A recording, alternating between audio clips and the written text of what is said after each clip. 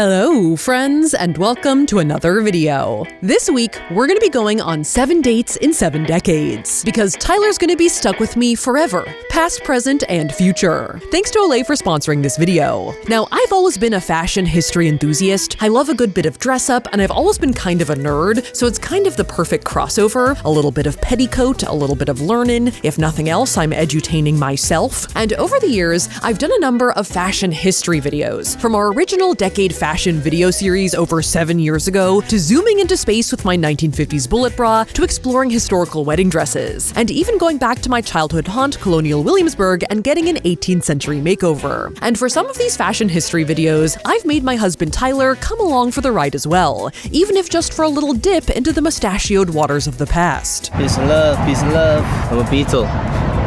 What's that accent? From Liverpool.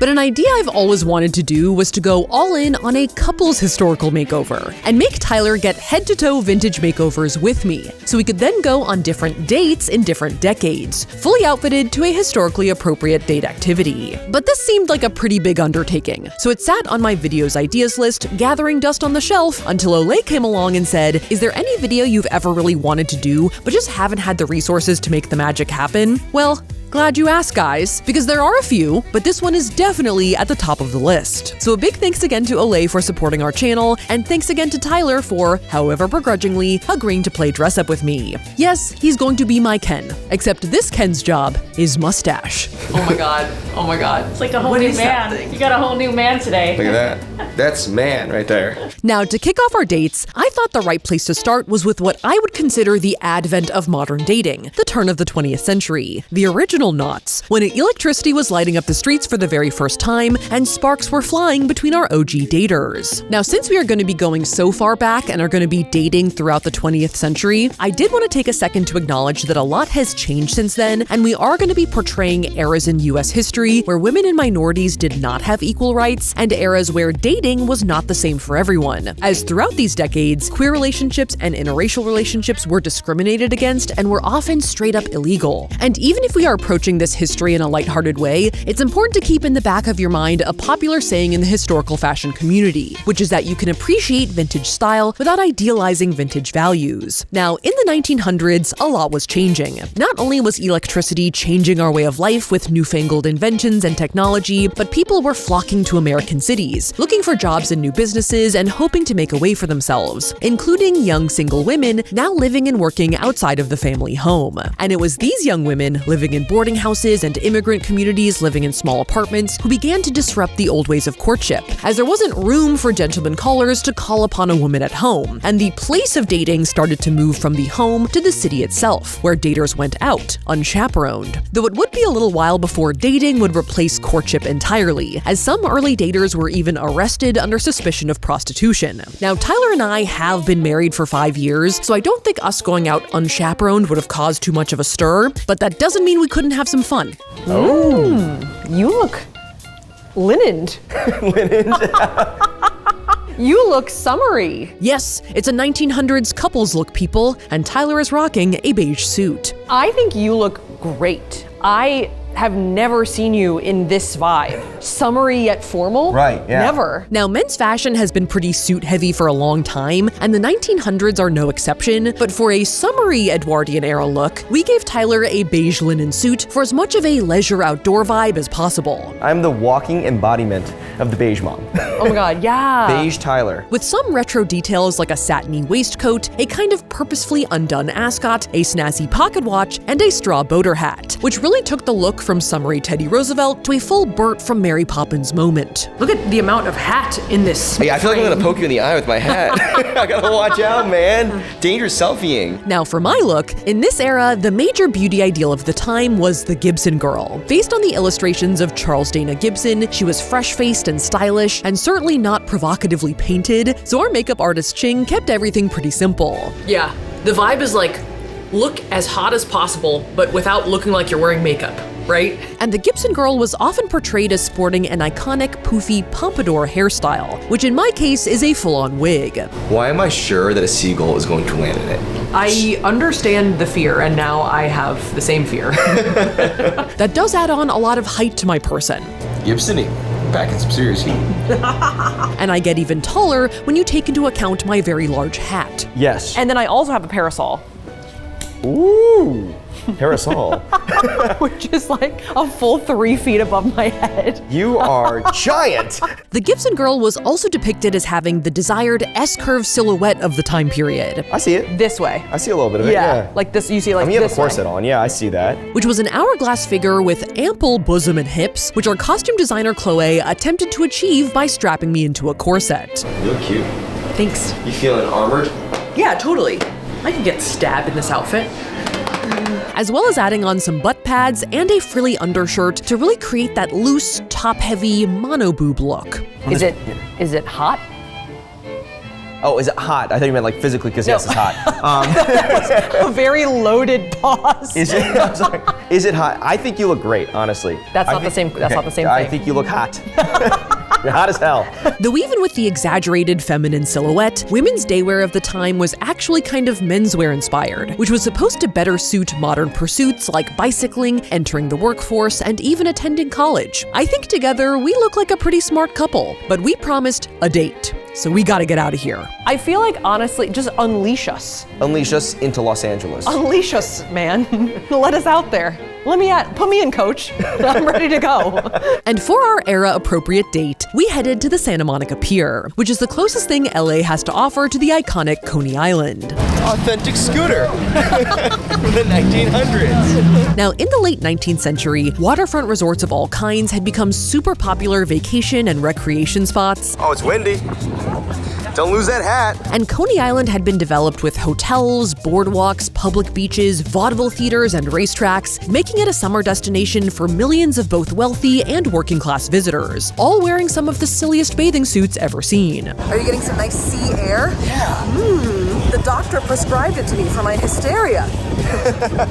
But the electricity boom at the turn of the century brought with it the age of the amusement park, as mechanized rides, picture shows, and dazzling lights ushered in a new world of entertainment. And the opening of 3 separate amusement parks at Coney Island right at the turn of the century cemented it as one of the top attractions in the country for adults, kids, families, and daters.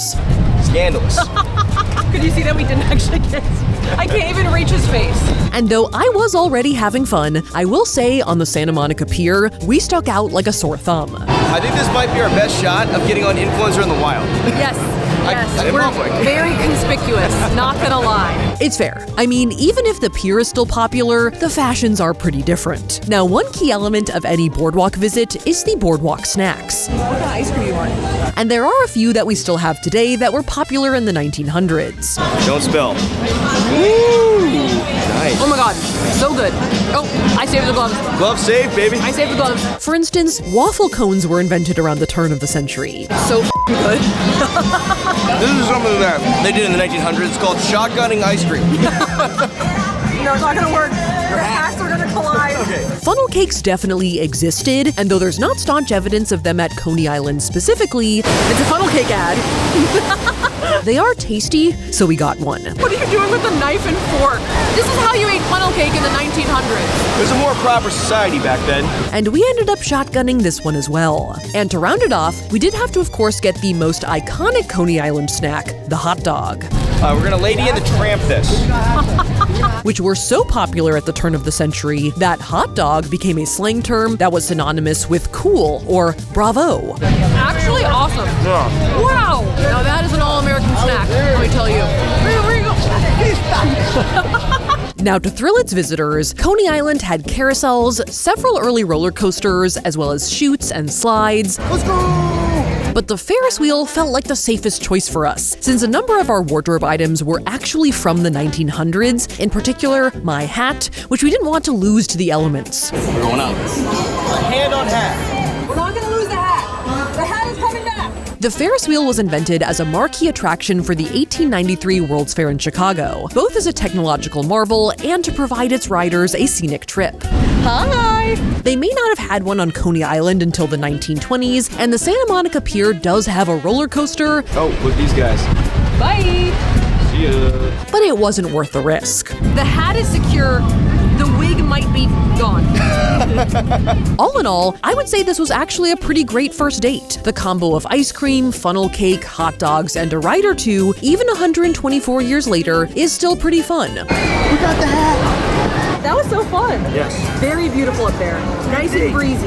And thankfully, even if my wig did end up looking like a bird's nest, it did not literally become one for any circling seagulls. Hot dog. Hot dog. Well, I'll say, hot dog. And as we transition out of this look and into our next, we're gonna have to do a little cleansing action, because in the 20th century, the makeup trends changed drastically from decade to decade. And what better way to go from this to this than with our sponsor Olay's new cleansing melts, which are available now, in-store and online at a retailer near you. Now, Olay is a brand that's been trusted for years, with a proven history of helping women achieve their best skin throughout the decades, with science-backed innovative skincare. From the original pink beauty fluid of the 1950s, to the beauty cleansers and sensitive skin moisturizers of the 80s, to the cult classic daily facial cleansing cloths of the 90s. And that journey continues with today's newest in cleansing technology, the Olay Cleansing Melts. These little guys are water-activated pads that dissolve as you lather into a gentle foam. All you have to do is soak them with a little water, activate them in your hand, and then boom. You're ready to massage the lather onto your face and then rinse, helping you achieve a 3 times better clean. I'm gonna bring up some serious bubbles here. But even though you're gonna get a super deep clean, as the melts cleanse, tone, and refresh your skin, they're still gentle enough for daily use, leaving your face feeling soft and smooth. Oh yeah. I've been using these bad boys for the past few months and I really like them. It does feel like a really deep clean each time I use them. My skin does actually feel really good. I will say I think the vitamin C ones are my favorite because they smell amazing. I would attempt one of those splashing water skincare commercial moments here, but I don't think that would turn out too well for me. Yep. There we go. So make sure to check out the new Olay Cleansing Melts for a new, better way to wash your face and a clean that will last you through the decades. To learn more, check out the links in the description below. And as for me, I gotta take my bare face back to the past. Now for our next date, we find ourselves in the roaring 20s, a decade that ushered in rebels, rule breakers, mobsters, and a lot of at least mildly illegal parties. Wow. Whoa. Snazzy. Snazzy. Look at you. Now, 1920s fashion is pretty distinct all around, but it's also very different between day wear and evening wear. And since we were going for a night out, Tyler is in full formal mode. You are fully black tie right now. Yeah. This is very fancy, very Gatsby. With a very slick tuxedo look, which is, in all honesty, not that different from a modern tux. Don't sleep on this, right? Oh my God, I would never sleep on your little butt cape. Except, yes, the tails, which do give it that vintage flair, and the satiny waistcoat. The thing is like, I feel like this video is somewhat a ploy by me to get Tyler to wear things that are not gym shorts. And I feel like it's working. Now, my look is very transformational. I think this look is extreme. Extreme. Like, it's very extreme. Extreme This sports. is Extreme House Makeover, Yeah. Safiya edition. Totally. But Yes. That is what it is. she's on X Game mode. Yeah. But I think it's cool. Now, the iconic figure of the 1920s is the flapper girl, who was in all ways a rebel. If women in the 1900s were starting to exit the home sphere, flappers in the 1920s were challenging every social norm they could get their hands on. Driving, smoking, gambling, drinking, voting, and also rebelling against the fashions of the past. Where in the past, an hourglass silhouette was the ideal, flapper dresses were waistless and boxy. And where in the past, long romantic locks were prized, flappers chopped their hair off into stylish bobs. And where in the past, visible makeup was considered lewd or controversial, flappers now imitated silent film stars with heavy makeup, thinning their brows into expressive arches. I have a sinking feeling my eyebrows are about to disappear. Chin goes, Which we did to me by gluing my eyebrows down, color correcting them, and then covering them with as much concealer as humanly possible. What do you think, Ty? Hot. Hot. Yeah. All right. We're forging ahead. And then redrawing them on top into slender, cartoon-like curves. I look like a bird of prey, Oh! right? Nose Just nose diving, yeah. Peregrine Falcon Corps. Which helped build a foundation for a very dramatic makeup look, with smoky shadow and a period-appropriate small rosebud-shaped lip, which I would definitely say is a more evening vibe. I think there is also something that feels very villainous about me. Now, I totally respect the whole rebellious spirit, but I'm not sure if the whole slate of 20s style truly suits me. I do feel a bit out of my element here.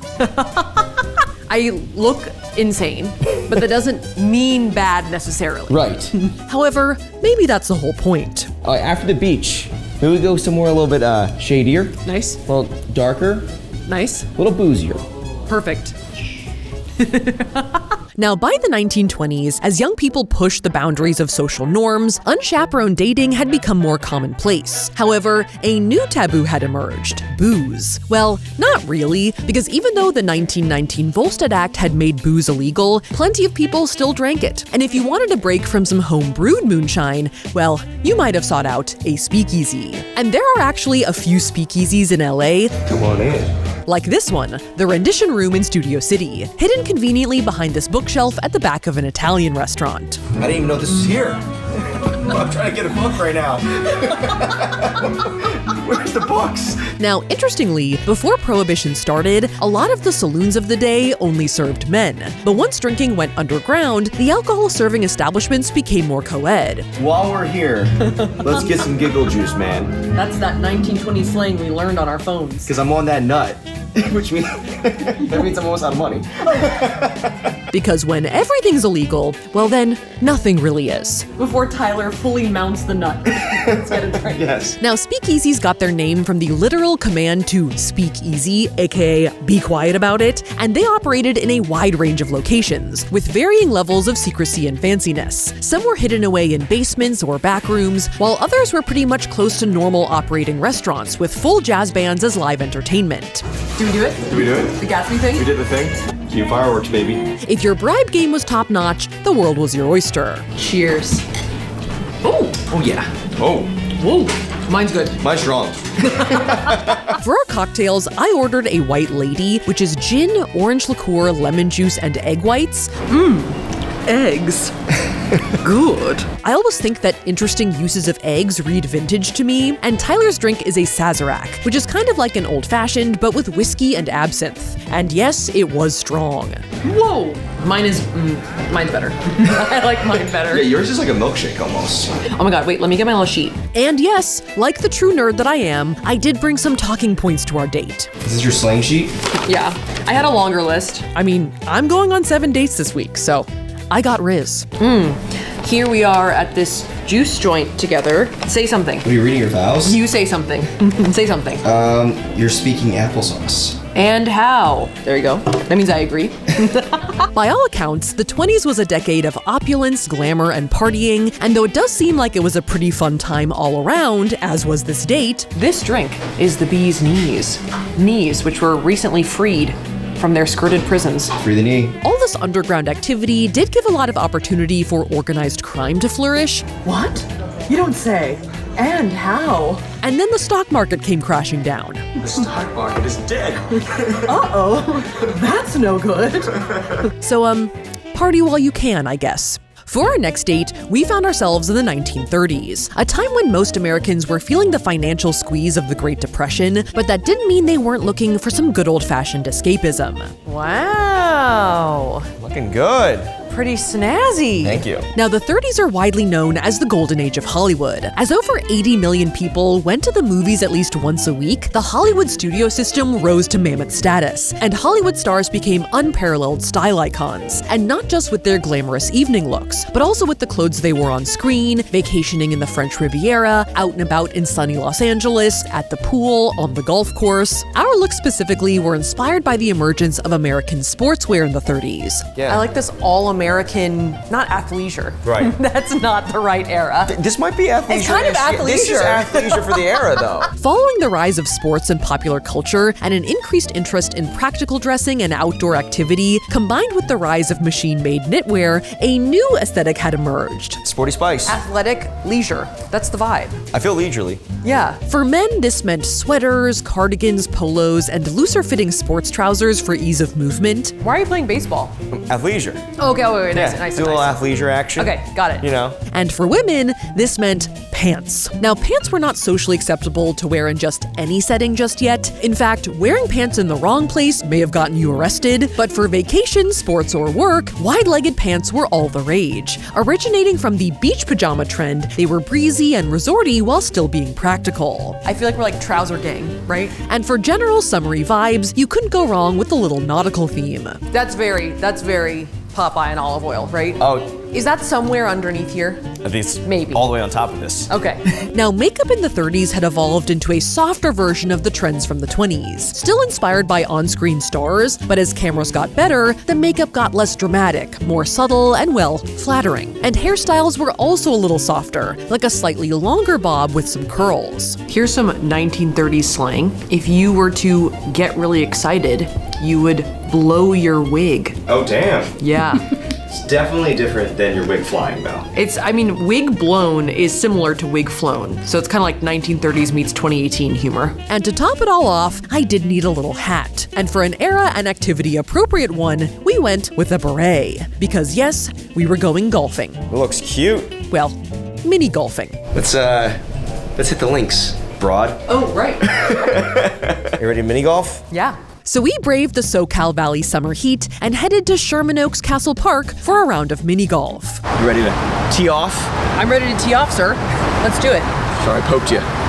Now, I didn't know mini golf was such a thing in the 30s, but it turns out it really was. Okay.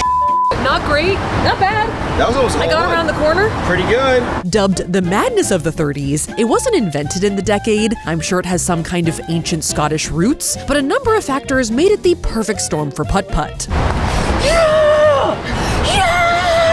Let's go! Let's go! Yeah. Hey, did I just blow my wig or what? Wig everywhere. Golf had been growing in popularity in the first few decades of the 20th century, but it required a lot of space and money. And a growing interest in mini golf in the 20s exploded in the 30s, as the Great Depression made traditional golf more of a luxury, and Tom Thumb golf courses popped up all over the country. Nice! As the inexpensive, whimsical game was seen as a way to cure the Depression blues. That's Riz. That's Riz for you. And with tight budgets, mini golf fans got creative, building courses in empty lots, public parks, or on rooftops. Woo! Okay, that was close. That would have been pretty embarrassing. And making use of what was at their disposal, like tires, barrels, and pipes, to make challenging and unique obstacles. Did I make it? Oh yeah, I saw it get launched, yeah. One woman who owned a cemetery even tried to get it rezoned into a mini golf course, arguing the headstones could be great putting obstacles. Nice shot. And by the end of the decade, there were as many as 50,000 miniature courses. What the heck? With some of the staples of the sport that we know today, like castles, wells, and windmills, starting to pop up. Play through? Play through. Play through. Now, overall, I'm not great at mini golf, though I do enjoy some good, healthy competition. Come at me, bro. I'll mini golf you straight back to hell. So I think we had some fun, even if we did bend the rules here and there. Ta-da! I got it. And it definitely let us take our 1930s athleisure outfits out for a spin. I feel sporty. You know? I feel sporty. Somehow the prop is helping me. You know what it is? We look like the Polo logo, Oh, yeah. right? Because we're basically playing a version of Polo. Just minus the horse. Yeah, giddy up, baby. So overall, not a bad date. Oh, dude. Oh! Pretty good. Close. Oh yeah, I'm so sad. That was good. That would have been awesome. All right, I guess let's go to our next date. Cut. Cut the cameras. So for our next date, we found ourselves in the 1950s, a decade that gave us the baby boomers, speeding hot rods, and A-line skirts. Oh my god. You look so cute. Now, the post-war era of the 50s saw a return to traditionality, as women stepped out of their factory jobs and returned to the household, and men were expected to be the providers. And though the traditional formal getup of a suit and tie didn't change much in the 50s, in general, menswear in the 50s actually began to embrace more colors, patterns, and relatively casual styles. You look so not different, but different. Not different, but different. It's just like put together, Tyler. Yes. As people had more time for leisure pursuits, and society rebounded after wartime austerity. I feel like these looks are kind of like summery, you know? Right. But it is a little like, maybe the pink, salmon pink is giving a little like Miami vibe. A little Floridian. Yes, exactly. So fly. For example, the concept of a t-shirt became a thing during this period, pioneered by Hollywood style icons Marlon Brando and James Dean. Though for Tyler, we went for a little summer sweater action, topped off with an era-appropriate fedora. I look like the bad guy from Jurassic Park. A little bit. Yep, a little bit. You got dots in here. And for women's wear, the dominant silhouette of the period was marked by Christian Dior's 1947 New Look, which emphasized a full bust, a cinched waist, and an A-line flared-out skirt, which was meant to encapsulate an exaggeratedly feminine shape. You look pretty stacked. Oh, I am wearing a bullet bra. Right. Nice. But bullet stacked. Pointy and stacked. Headlined by the Hollywood bombshells of the time, boobs became the appendage of the decade. And if you didn't have them, you could get yourself a padded bra or even one of these trendy bullet bras. Whoa. Yeah, we're blasting off right now. Talk about exaggerated. I'm about to compete with Sputnik Oh, yeah? and orbit the Earth. Okay. As for fabrics, new colors and patterns were also popular in women's wear, and a matchy-matchy aesthetic of matching your clothes to your accessories to even your makeup became commonplace. And beyond the matching eyeshadow, lipstick, and nail polish, 1950s makeup was also supposed to be aggressively feminine, with bold brows and eyeliner, and the hair coiffed and curled in almost every circumstance. Tyler thinks I look like lettuce. Head of lettuce. Core. Love it. I sort of know what you mean, but at the same time, I'm mystified by this comparison. Cabbage head. Including on our date, which being in the 50s definitely meant there was gonna be a car, so I was probably gonna need some protection from the elements. Shall we go play some backseat bingo? Whoa. That's code for make out. This is getting a little interesting. This could be a good date. Now, the emergence of 50s teenage culture saw teens going on dates to diners, sock hops, and drive-in movie theaters. Look for a date. But for a married couple like ourselves, we decided to go to the great outdoors. I think we know how to drive it. Tyler, do you know how to drive this thing? I am parked now. Okay, we know how to drive it now. Now, cars were a cornerstone of 1950s American culture. Oh my God, it's freaking huge. After you, milady. This literally looks like a boat. It smells like a boat. With the rise of suburbia, having a hot rod was pretty much a necessity to get you from place to place. Hello. Hey, cutie. I'm going speeds that my hat can stay on at. Yeah, we're gonna keep the speed low. The aesthetic is hot rod. The speed is hat safe. And car culture was also reinforced by government initiatives, like the construction of the interstate highway system. All right, we do not want to go straight. That's the 101. We're not about to reenact the Clueless bit. So we were going to keep most of our driving to the side streets just to keep everyone safe. Whenever airbags were invented, this was before that. Yeah, be careful. But I will say that even in 2024, the classic car still has some serious appeal. I think I got a nod of approval from a motorcyclist. These were cool. And after circling a 4-block radius a few times, Get in, loser. We're going to the mall. Stop. we headed over to Echo Park for a little picnic. Here we are for our picnic. I actually saw some people going on a picnic not in 50s gear. Yeah. So it's picnic o'clock here at Echo Park. Yeah. Now, in general, picnics are just a great summer afternoon activity. Ta-da! Oh. But there was a camping and picnicking craze in the 50s, as it was seen as a staple, inexpensive activity and a way to reinforce family togetherness. All right, here, why don't you Unsheath you a fork or two?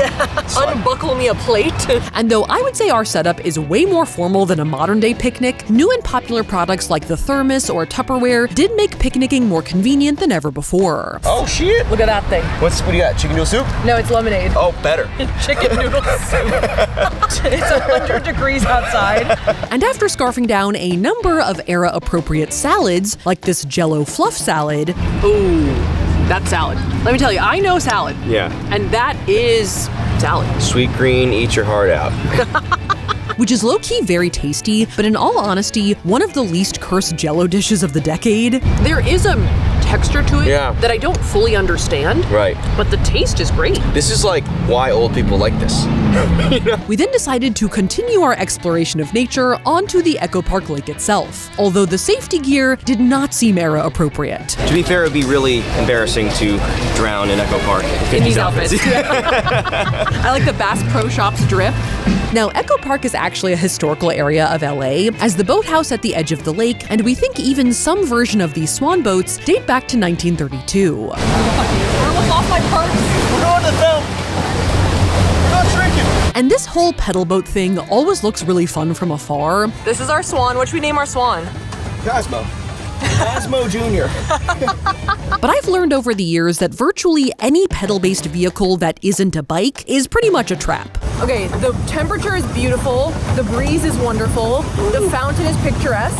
My thighs are already burning. But I don't think you're supposed to wear heels on this thing. It's like Soul Cycle. As the projection of fun masks the physical strenuousness of the activity. Saf's going solo so I can film the shot. It's not great for a date, but that's what we're doing. But even though we did get pretty sweaty, especially in summer sweaters and high heels, I saw a turtle, by the way. I would still give our 50s date high marks. Let's do it. Thank you. I mean, that car is hard to beat. For our next date, we found ourselves in the 1970s, a decade that brought us disco balls, bell bottoms, and lots of hair. Nice. Yeah. You look Ready to boogie? mustached. I would say ready to boogie. Ready to I would boogie. say ready to boogie for Yeah. sure. Now, the 1970s was a decade where menswear and womenswear seriously converged. In the wake of the nonconformist movements of the late 60s, menswear in the 70s was more colorful, patterned, and androgynous than ever before. And fueled by the women's liberation movement, women's fashion became more like menswear, as wide-lapelled collared shirts, suits, and finally pants became staple wardrobe items that were now acceptable in every setting. And it got to the point where people were literally wearing the same things, as there was actually a trend of couples wearing complementary or even literally matching fashions, which I've always wanted to try. Tyler's being a pretty good sport about it, especially since these aren't just any matching outfits. They're matching disco outfits. Yeah, I mean, you can tell by the way that I use my walk Oh my God. that I'm a woman's man, no time to talk. Disco fashions could be all over the board, either loose and flowy for ease of movement or tight and revealing to show off the boogieing body, but shiny fabrics like satin, lame, lurex, and sequins were popular. You look ready to hit the town and start boogieing, frankly, honestly. I feel the boogie. Yeah, I like it. And there was also a lot of hair across the board. There's hair, there's hair, there's hair, there's hair. There could be hair other places. At one point, actually, we rented a very large merkin, but you just can't see We it. just diced it up and we just used it in different places. Comment down below where the merkin is. In the 70s, hair was worn long and big, either naturally or teased, and though in some ways that played into the androgyny of the era, the 70s was also the era of the mustache, seen as a symbol of rugged manliness. Is that a soul patch right there?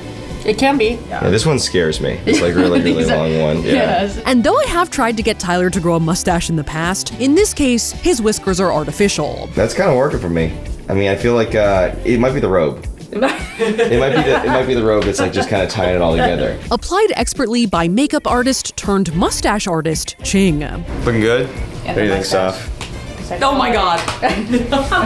I'm terrified. That's the reaction you want from your datee. And not only was a luscious mustache prized, if you had it, some chest hair also wouldn't hurt. I've added a lot of hair to my face, none to my chest. So that's all me, baby. It's all natural. Oh, it's like a shag carpet. This isn't to count out my hair, for which we went with a version of the iconic feathered Farrah Fawcett flip, which not only complemented my bronzy makeup look, You kind of look right out of Anchorman right now. Nice. Kind of so do you. but also added like 6 inches to the top of my head, which, when you take into account my platform heels, did make me intimidatingly tall, like a, brick house. Speaking of which, it was time to let it all hang out Pretty good. Hey, it's pretty good. and head to the disco. That is, the roller disco. I can't believe we're going roller skating again. Yeah. Now, we have actually gone roller discoing before in our 1977 fashion video way back in the day, but it turns out that if you want to do some discoing on a weekday afternoon, the Moonlight Rollerway in Glendale is pretty much the best option out there. I think Tyler watched like one clip of Saturday Night Fever this morning and he knows the whole dance. I've seen the first 4 minutes like 7 times. Unfortunately, I'm pretty notoriously bad at roller skating, Oh, great hair though. I'm up. Oh, Yeah? I feel like a baby horse, like a newborn horse. and have remained bad since our last visit. But in the name of disco, Ready? And launch her. I was willing to give it another shot. You look great. I'm going 1 mile an hour. Now, disco originated as more of an underground movement, finding its roots in the gay club scene in New York in the late 60s. Originally as a place where many people from different marginalized communities would get together and dance it out. But by the mid-70s, disco music, fashion, and dancing had become mainstream. You ready to do some roller disco stuff, son? Like what? Think Studio 54, ABBA, Soul Train, and Saturday Night Fever. Oh, damn. Do not fall. That was about all I got. Yeah, pretty good. Growing to be a $4 billion industry with over 10,000 discotheques open across America by 1978. Roller skating was also quite popular by the late 70s. Skating, maybe? Possibly as part of the greater fitness trend that blossomed into the 80s activewear craze. Am I getting better or worse? I think you're definitely getting better. There's nowhere to go but up. Except for straight down. And somehow, we all had the great idea to put the two together. And bam. The roller disco fad was born, peaking at the end of the decade. Pretty good, right? That was pretty good. I'm going pretty fast. Yeah? I'm a speed demon now. Luckily for us, Tyler's actually a pretty solid skater, way better than me. I feel like a regular Apollo Anton over here. Oh my god, stop. So he became my training wheels, as even as I was picking up some speed, I still needed to be babysat at virtually all times. What do you think? This is kind of romantic. I do feel every time we do this that you're taking good care of me. Yes. So in that way, I do find it romantic. Yes. Nurture dependence is Though I do think we can acknowledge my slightly improved skating skills here, as I was able to occasionally let go of Tyler's hand and even do some light boogieing. Look at this. Look at this move. What is this move? It's just been unleashed from the vault. And though I would say that the matching satin did certainly help with our groove, we did bring slightly different vibes to the function, as I looked uncannily like Inigo Montoya, and Tyler looked kind of like a hot Lorax, which weirdly did not turn me off. Oh, wait. I just gave a little Brittany Broski reaction. Here. I don't mind it. No? That's not so bad. And although going in, I was prepared to die, the hair, the matching shirts, and the surging adrenaline made this a surprisingly fun date. I'm trying to back up. This is a great date. I loved it. I would do it again. As long as Tyler is willing to play the mustachioed savior. Oh, Tyler, help me. I can't roller skate without you. Knight in satin shirt. Luscious chest hair. It's the chest hair that's really doing it for everybody. Everybody, not just her. Count me in. Matching chest hair. So our next date finds us in the 1990s, a decade of flannel, friends, and frosted tips. Oh my god. Yeah. Hey, look, it's my 90s crush. Oh my god, stop. The 90s were a time of relative peace and prosperity, and a period of what felt like rapid technological advancement, but in hindsight was kind of a calm before the storm of the internet age. Tyler and I were also alive in the 90s, even if we were kids, and between the two of us, have some memories and opinions about fashion trends and general pop culture. For Tyler's outfit, we went for what I would call a normcore look, which was kind of like a back to basics trend in the 90s, centered around normal clothing, like casual button-downs, sweaters, t-shirts, jeans, and slacks, and was part of what people called the dressing down of America in the 90s, as these casual looks were seen on everyone from celebrities on red carpets to characters in sitcoms. Neck down, it's giving like Chandler Bing. Okay. Right? The bowling shirt too, like the Yeah. oversized bowling shirt. Exactly. Which actually is a really good look on you. Yeah. And a little peak of chest hair. But the head hair has a little extra flair, with a little bit of that 90s heartthrob center-parted butt cut, We're going butt cut, baby. seen on many famous heads of the time. This is my 90s aspiration, is butt cut. Right? Yeah, I kind of you actually. were a kid, we were both kids in the Yes. 90s. But you were a kid in the 90s looking at like, who had a good butt cut? Like Nick Carter. Devin Sawa. Okay, that's probably Right, better. you know, the bad guy from Scream. There you go. And you're like, that is what I want to be. That is peak hair. My look is also pretty casual, and though I certainly wouldn't call it a goth look or a full-on grunge look, you can definitely see some vampy influences blend into the general popular styles of the era, with the witchy vibes of The Craft, the vampire slaying vibes of Buffy, and the dark cybergoth vibes of The Matrix. These shoes are literally exactly the style of shoes that I twisted my ankle in 3rd grade. Damn. And that's the year 2000. I'm not scarred by the experience, but I just wanted to comment on their accuracy. For my makeup, we also went for a bit of a dark look, starting with some matte powder foundation to create a flat canvas, Oh yeah, so matte. So mad. Powder foundation used to be such a thing, and suddenly it wasn't anymore. Yeah. Yeah, I feel like a piece of paper. and then showcasing the trademark accent of the decade, a brown lip. And then to finish off the look, Ching added in some chunky highlights to my hair, Oh my god. which in my head is very early 2000s Kelly Clarkson coded, My mom never let me get chunky highlights. Thank God. You don't have pictures to prove it. but in the late 90s was rocked on heads like Jennifer Aniston, Gwen Stefani, and Ginger Spice. What do you think, Ty? You look like all of my 90s crushes right now. Oh, that's a good thing then. Yeah. Then that's good. Yeah. And for this normcore dude and slightly but not too edgy chick, we were gonna keep things low-key with a little movie night. I hope we didn't dress too teenage. I feel like there's examples of people like on red carpets wearing exactly this. We're adults. We're adults. We're gonna go watch a VHS at Yes. home. At our We're an adult Airbnb. with a butt cut. So we headed to one of the only video rental stores left in LA, Be Kind Video. All right, so we are at the video store. We don't really want a DVD No. because we actually do have a VHS player that Tyler is going to hook up for us I'm later. convinced I know how to do it. I can rewind it. So we're gonna get a VHS. Now, 90s dating was more casual than ever before, though still more formal than the decades that followed, as the lack of cell phones meant that you had to make concrete plans and then actually show up at them. I mean, A landline. Hello. And even something as laid back and low effort as hanging out and watching a movie at home required a trip to the video rental store. I don't know, Father of the Bride Part 2. Well, you can't just jump into part 2. I never saw, no, I've seen Part 1. Okay. I didn't even know there was a Part 2. Yes, Blockbuster and Kick It was the OG Netflix and chill. R.I.P. baby. Now, Tyler and I are no strangers to a good rental store visit, Oh, stop. Yeah.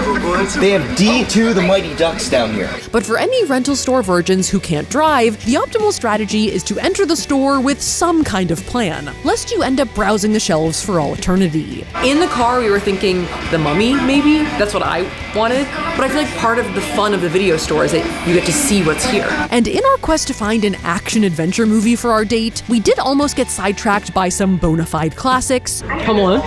Atlantis, The Lost Empire? Hot Boys? I don't know what that is. There's like Snoop Dogg's in it. a more risque option, Oh, also, Buns of Steel. That could be a date movie. and one absolute no. It's always on Anything brand. but Caddyshack. I hate Caddyshack. Literally never. Hate. Caddyshack. Hate Least favorite movie. We eventually did stumble upon The Mummy Returns, Great movie. But not from the 90s, technically. 2001. Yeah. so instead we decided to go with Jurassic Park. Classic. Classic, actually in the 90s, and I feel like that, you know, the vibes are adjacent.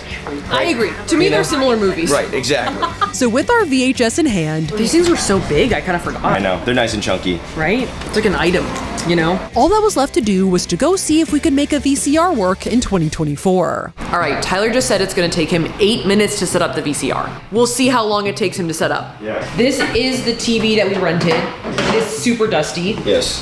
It is sort of hilariously sitting right below our Airbnb's actual TV. Now, I admire Tyler's confidence, I remember the red one goes with the red one, and the white one goes with the white one, and the yellow one goes with the yellow one.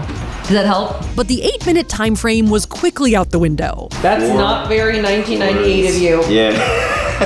I might be able to let an Ask Jeeves slide, but I don't know about a Google. But after a little bit, we were actually able to hook up the VCR to the TV effectively, but try as we might, Ready? And it takes, right? Okay, there we Oh my go. god, not the screech.